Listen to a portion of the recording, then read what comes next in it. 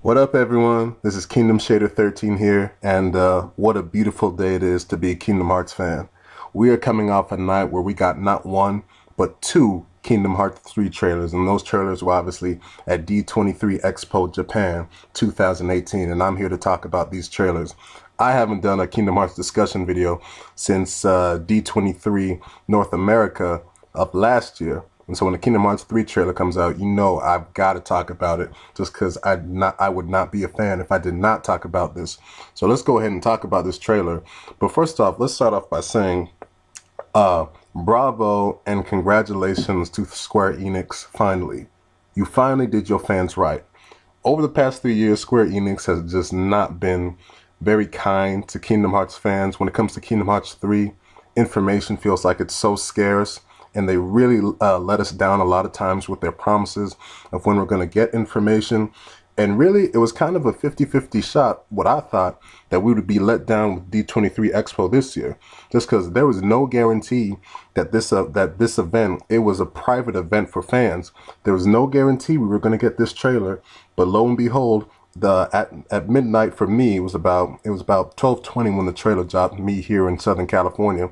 We got the trailer. And me, and I think as all Kingdom Hearts fans, our minds just exploded just because when we get anything KH3, just my fandom just flips the hell out. And it certainly was flipping out when I was watching this trailer. Like any Kingdom Hearts 3 trailer, I was freaking the hell out. So let's go ahead and start talking about this trailer. This trailer, the main focus of it was confirming the inclusion of Monsters, Inc. Monsters, Inc., that world got sort of leaked back in late December, and so we were all basically thinking, well, Monsters, Inc., it seems pretty much confirmed just because the screenshots we saw looked pretty convincing, but there was still no confirmation from Square Enix, even though we probably thought, yeah, Monsters, Inc. was finally probably going to be in it. And lo and behold, that's what the main focus of this trailer was. This trailer was focused on three worlds: Monsters, Inc., Toy Story, and Tangled. Now to go do a quick rundown of what happens in this trailer. It starts off, we see Marluxia in the Tangled world. That was great to see, and him sort of introducing himself to Sora, Donald, and Goofy, just because they don't remember him from Chain of Memories, just because their memories were wiped out. So that's kind of interesting that Sora still didn't learn anything about the organization members that he does not remember. I mean, why did he not bother to do any research on the members that he did not kill in KH2? So that's kind of interesting, that story point right there. But anyway, cool seeing Marluxia, him doing his thing in the Tangled world. I love Marluxia, is one of my favorite members. He's really cool. So it's great to see him in the Kingdom Shader. He looking really good. But then we go ahead and we see some cutscenes from the Monsters, Inc. world, which the Monsters, Inc. world, let me go ahead and say that I think, let's start by talking with the forms of Sora, Donald, and Goofy. I think Sora looks weird, but in a good way. He's supposed to be a monster, but his form, it looks good, I think. Donald, I think, looks really good. They did a really good job with his design. So I think the designs for Sora and Donald are good in this trailer. Goofy, his design is just bad. Mainly the face. The way his eyes look, it's so ugly, but not in the way a monster is supposed to be. It's more in a way like, who the hell approved this design? Just because his eyeballs, it just looks, he just looks gross. That's the word I'm gonna use for him. So that looked kind of weird. But then we get to see them in the factory with the main crew from Monsters, Inc., Mike and Sully.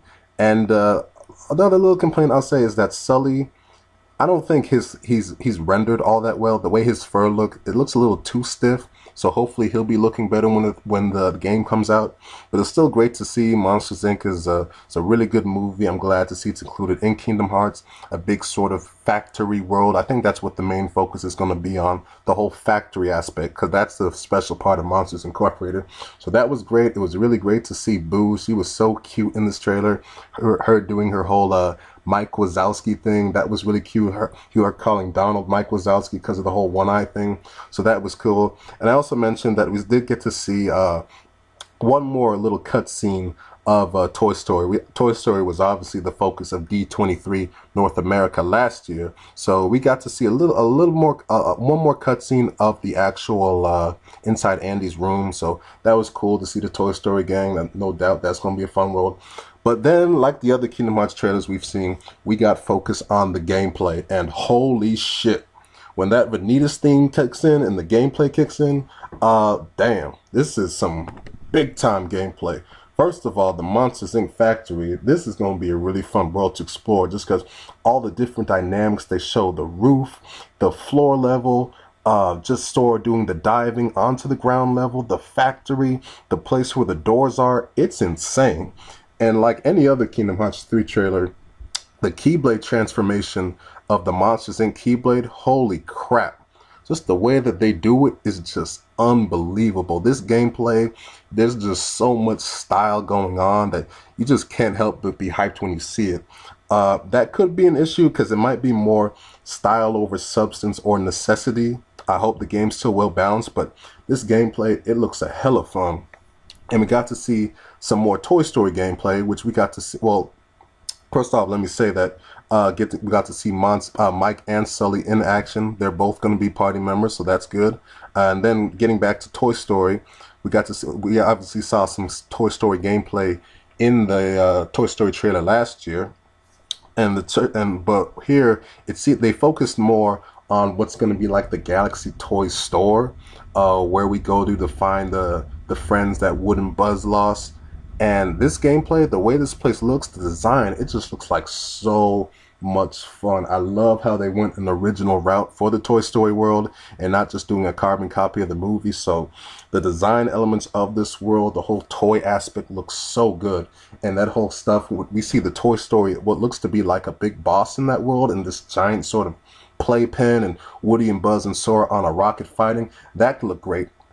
But the gameplay aspect that was the absolute highlight to me was finally getting to see some gameplay in the Tangled world with Rapunzel. I really wanted to see how they were going to do her. We have not seen anything from her yet. And apparently the reason why is because her gameplay is going to be really complicated just because of how much hair rendering they have to do. Obviously Rapunzel, she's the queen of the hair, so that takes a lot of work to work that into the gameplay. But I really love seeing this just because I thought she would just be a really good party member. And we do get to see her doing her whole hair thing, ripping it around. She does a move that she did in the movie where she like swings from a tree, but this time she's using it to attack. That part where she's all like best day ever when she's swinging around, only this time she's using it to attack. That was cool seeing that gameplay.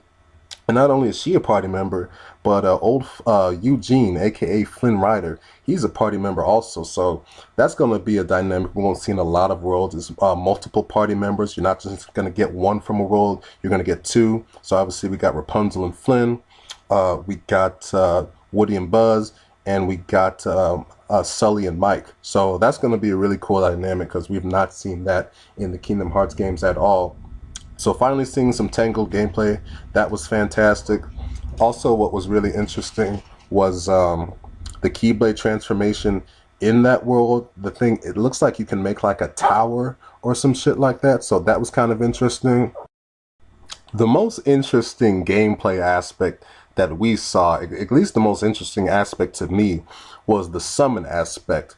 We saw two summons. The first one I'll talk about is Meow Wow, that Dream Eater spirit from Dream Drop Distance, that cute little fat dog cat blue thing that we saw. That's so damn cute. I really love that Dream Eater. But to see him getting summoned in this game, we see Sora summon him in the Monsters Inc. world, and he does that bouncing attack thing that he did in Dream Drop Distance.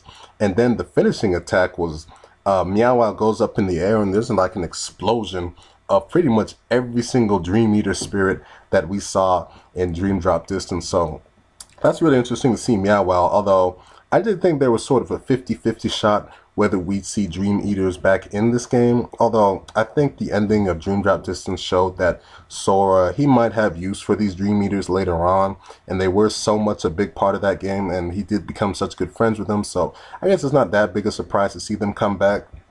I do hope, though, we're not able, I doubt we're going to be able to summon every single Dream Eater. Ain't no way that's gonna happen. I think it'll probably just be Meow Wow, because that was Sora's sort of main Dream Eater, the one that they promoted the most. So if we can just summon him, I mean, I'll be fine with that. I really like Meow Wow, so that was the summon we saw. But the even more interesting summon that we saw was Sora summoning Ariel. He summoned her in the Tangled world. He summons like this wave. Ariel comes out, and there's this like this wave attack where she's going up into the sky, shooting waves and attacking Heartless all around. That's pretty much the attack right there. And I mean, when people were making ideas for summons in KH3, I guarantee you no one had the idea of Ariel being a summon. One, because she became a summon, I mean, she turned into a human at the end of KH2. So that sort of seemed like the end of the whole mermaid arc. Well, at least if you don't count Little Mermaid 2. But Ariel, her becoming a human, it's like, well, you can't really have her as a summon anymore unless it's like her magically turning into a mermaid just so she can help Sora out when he summons her. So that could be sort of a weird explanation. Or the explanation could be, is that even like the real Ariel? Is that just like a fake Ariel, like a magical projection Ariel that Sora's just using to attack shit? Just because you look at this screenshot, I mean, it looks like Elsa froze her ass or something like that. She is just like completely looks like she's covered in ice for some reason, although I guess it's probably just water, but it looks like ice. And is it done that way just because they don't want it to be the real Ariel? I think again, I think it's sort of 50-50 if that's the real Ariel or not, just because it doesn't really make sense for her to be a mermaid again as helping Sora out. And like I said, I don't think anyone would think that we'd be able to summon Ariel again. But if it is, hey, that's cool. I want to see more returning elements than just Olympus Coliseum come back, at least Disney elements. Like if Olympus Coliseum is the only returning Disney World, I'm going to be really mad about that. But the fact that we can summon other Disney characters from the previous games, that's cool. So if Ariel's a summon, if that's even the real Ariel, hey, that's cool. Why not? And then the trailer ends with Sora and Vanitas in the Monsters Inc. world, and Vanitas sort of bringing out the Ventus element inside Sora's heart. So that's really cool. An interesting aspect that we'll notice is that in every single world, we get a different Seeker of Darkness in every single trailer. We saw Vanitas here in Monsters Inc. We saw Marluxia in Tangled, and we saw young Xehanort in Toy Story. So that seems to be sort of a theme going on here. And it's sort of similar to what they did in KH2 with the organization members. So overall, this Kingdom Hearts 3 trailer, this Monsters Inc. trailer, this was a really fun trailer. A lot of cool elements, some surprise elements like summoning Ariel. It was great finally getting to see Rapunzel in battle. And just the Monsters Inc. world looks like a whole lot of fun. And the gameplay, many of these Keyblade transformations looks absolutely insane. I didn't even mention this weird sort of yo-yo attack that we saw Sora do in the Monsters Inc. world. So that was great also. And so let's move on to the next trailer. Now this isn't really a trailer. It's more sort of a music video. But the main thing about this music video is showing off the Kingdom Hearts 3 theme song from Utada, who obviously did the theme songs for KH1 and 2, Simple and Clean and Sanctuary, and she's back with a new song, Don't Think Twice. And look, we all wanted her to come back for this just because you needed a new song for KH3, and you needed to have the same person that did the soundtrack for the first 2 games. It's great to see her come back. This new song, I think it's a beautiful song. I think it's really good. I think the lyrics, it's just sort of sad, but just it's beautiful. That's just the perfect word to describe it. It's very different though from sort of the feel of Simple and Clean and Sanctuary. This one, it's sort of completely different in pace and sort of just like excitement level. So it's very different, but I still think it's a good song. I'm not gonna try and compare it to Sanctuary and Simple and Clean just yet, just because the song is so new, and we need to see how it's going to play in the cinematic opening for KH3, because that will really be determining how well this song works. But the song itself, it's good, and what we saw in this music video, it was clips from the cutscenes that we've seen in all the trailers, including the Monsters Inc. trailer, which when you literally put it together, I guess we have seen quite a little bit from KH3. Cutscene, when you look at the cutscenes all together, it's like, well, you know what, I guess we have seen quite a bit from this game, even though I still want to see a real story trailer. But it was cool seeing all the footage cut together like that.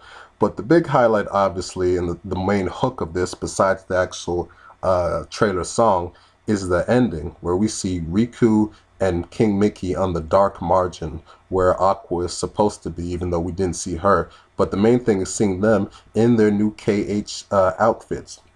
We saw them getting new outfits at the end of 0.2, even though we didn't get to see them put on the outfits. Riku's outfit has been teased in some Kingdom Hearts Union Key or Unchained Key art that was released from a few years ago, and we finally get to see the outfit. The thing with that artwork that we originally saw is that his hair, he was wearing a hoodie, so we didn't get to see his hair, and I guess for good reason, because when we see his hair here, it is really different from his previous hairstyles. Mainly the way the back of his hair is stylized. There's like this up angle to it before he has that lower part that goes down as usual. It's sort of spiked at the top back part, and his hair, it's still short again, just like how it was at the end of KH3D.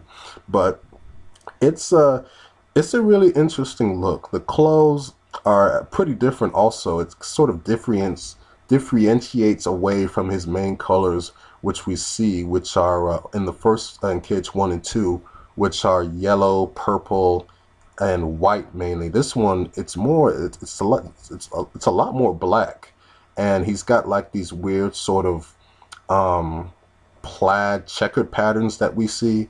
So his outfit, it's quite different. The hair, it might be too different from my taking. I sort of wish he kept his old hairstyle, but I guess since Sora's getting a new hairstyle, they wanted Riku to have a new hairstyle also. It makes me wonder, what the hell is Kairi's hair going to look like? Because we know she's getting a new outfit too. So that's interesting.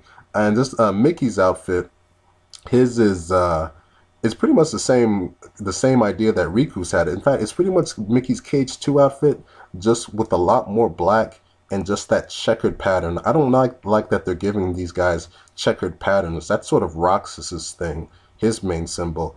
So that's interesting, but the outfits themselves, they're fine. They're nothing to really hate. We'll see how much they grow on me, because I wasn't crazy about Sora's KH3 outfit at first, but it's grown on me a whole lot, and I think it looks pretty damn good. So yeah, that's mainly what we got here. So overall, this was a couple of fantastic KH3 trailers. It was great to experience them as a Kingdom Hearts fan. Me staying up at night. The event started for me at 11 p.m. I went all the way to 12, waiting for that 12:20, waiting for that trailer, and when it dropped, my fandom just exploded. And it was just great to be a part of the whole Kingdom Hearts community on Twitter and YouTube, watching the trailer and just getting so hyped, just because we all love Kingdom Hearts and we want to see some KH3 stuff, and boy did we got it. And Square Enix, they really, unlike previous times, they really delivered on this one right here. So that was great. And it makes me really look the hell forward to E3 2018, because they confirmed that's when we're finally going to get the release date for Kingdom Hearts 3, the concrete release date, not release window, not release month, the actual date. So that's really exciting. Obviously, it's going to be coming out later in the year. My bet would be on November right now, but still, just to get some new information is so damn exciting. And hopefully this trailer, it'll keep me entertained for a little bit before I start getting really anxious for E3 this year, because we're going to get some really cool announcements, mainly that release date. And the fact that they're really promoting that the release date is going to be at E3 2018, that pretty much guarantees that Kingdom Hearts 3 is indeed going to come out this year, which I was thinking that, you know what, they still might be delayed until early 2019, but seems like they're really confident. And yeah, the showcase of these worlds, Monsters Inc., Toy Story Tangled, really cool. Last little thing I'll mention before I go is that we still have not seen anything from Big Hero 6. that world was announced before Toy Story and Monsters Inc. We still ain't seen nothing from that world. So maybe that'll be the next thing they show off. But that's a subject for another video. Hope you all enjoyed the discussion video. Leave your comments and tell me what you thought of the trailer, and I will see y'all around with another video.